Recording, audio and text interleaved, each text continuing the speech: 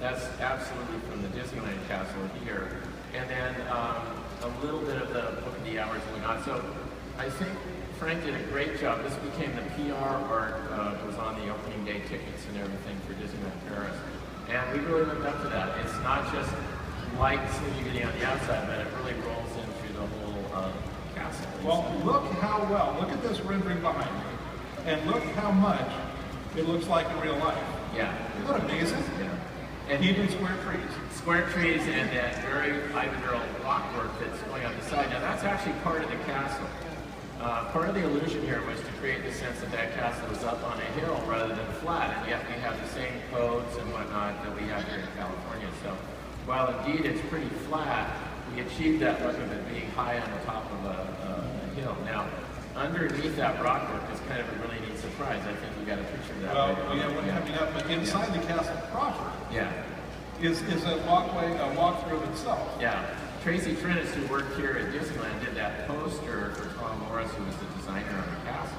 But the neat thing there, if you look at that stained glass, it was done by the Queen, the royal court's famed stained glass house. This fellow was 85 years old, came out of retirement. We said, we're really pleased that you decided to do this for us, but why at 85? Because my whole life I've been doing stained glass that terrifies people, shame on you, agony, misery, all of that.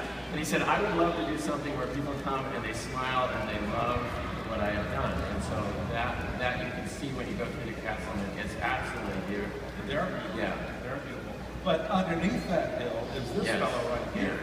And this is the dragon. All my life, I remember the dragon when I was 12 years old. It impressed me more than anything. And years later, in an LA film series that they ran at Brahmin's Chinese, the statement in the catalog said, never before and never since in 70mm has the screen been electrified with such a great sequence as the conclusion of this motion picture.